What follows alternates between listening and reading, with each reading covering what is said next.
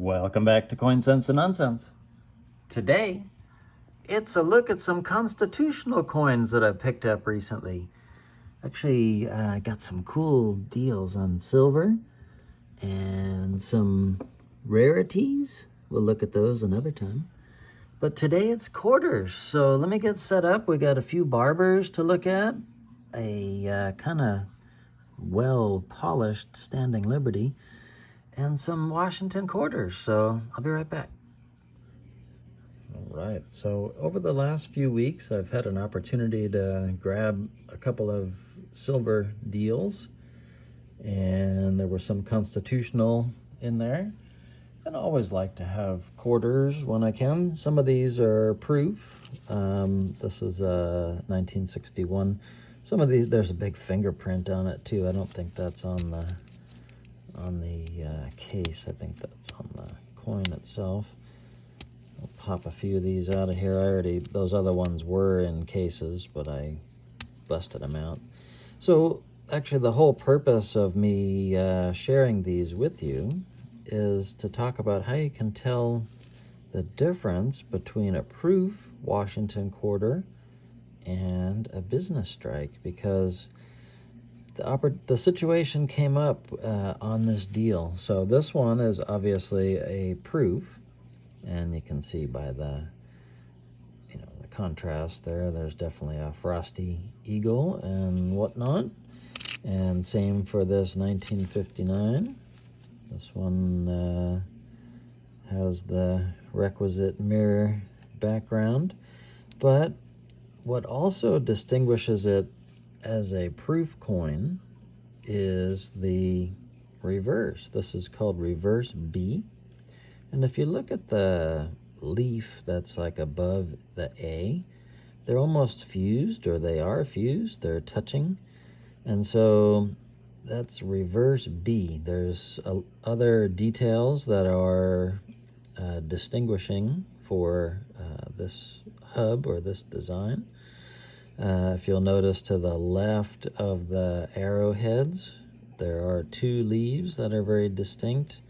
In the original version, or reverse A, those are weak. There's really only one leaf there. So the reason this came up for me was that one of the coins, actually here's another one. This is 1954. This one, by the obverse, you can't really tell if it's truly a proof or not. It does have kind of a nicer finish, but obviously on the reverse, you can see that it's got a mirror and a nice frostiness there. It's definitely no cameo or anything, and again, you've got the reverse type B. So since there were so many proof coins in this deal, I kind of was a little suspicious about this one.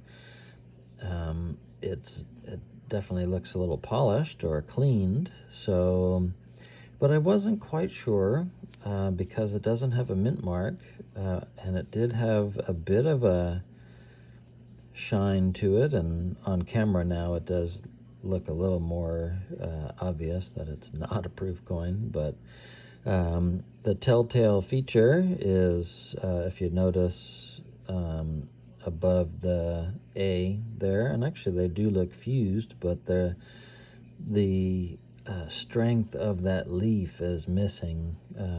There's really no good definition to that second leaf. Likewise, on the where the arrowheads are, there's no distinct second leaf. Unfortunately, this one appears to be business strike. So, but it does appear also to be heavily polished. So it's a bit of a shame.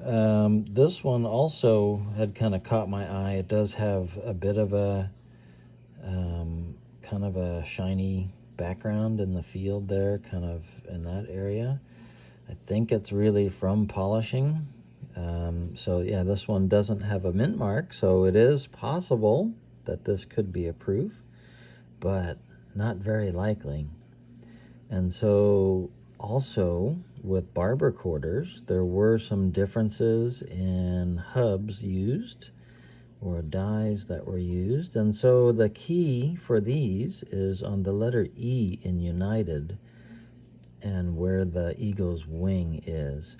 So this one is a type 2, and it is that because the wing does not protrude past the top of the E, but it does cover the crossbar in the E. So for this particular year, actually for 1900, there were some transitional hubbing and die combinations or hub combinations. So yeah, let me show you the 1900S, for example. Yeah, actually, I think that's my mistake there. This is the 1900S.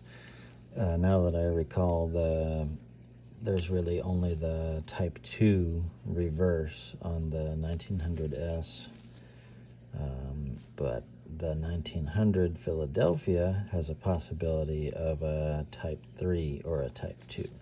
But since this is a Type 2, and supposedly the proofs are really the ones that have the Type 2 in 1900, the majority of the business strike supposedly had Type 3.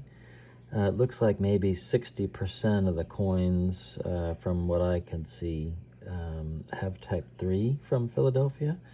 So I'd like to entertain the possibility that it's still a proof coin. Kind of doubtful, but only 912 if it is a proof, versus like 10 million plus if it's a business strike. So anyway, let's move on. And so Type 3, oh yeah, you can't really tell, but the eagle's wing does protrude past the, actually maybe on the 1916, can we see it? Where's the 1916? Is that this? Yeah, here we go. Okay, now you can see this is a Type 3, and see how the wing protrudes past the top of the E. So, heavily polished, but still a Barber. So, and, you know, not ultra thin, does have a little bit of dingage. So, not much numismatic value, if any. But happy to have added these to my, actually, let's see if this is a fingerprint on the coin or on the, yeah, there it is. So that's a bit of a bummer. Maybe we'll see what we can do about trying to get rid of that. I don't think there's much you can do. So, anyway, that's why these are available. So, I thank you so much for watching Coin Sense and Nonsense. And until next time, oh yeah, actually next time we'll do some of these interesting ones here. This, let me just give you a little preview on this one. 1895S. And so a lot of these were shipped to the Philippines, actually. So, yeah, I'll tell you the details on that another time. So thanks so much for watching, and until next time, bye. Bye.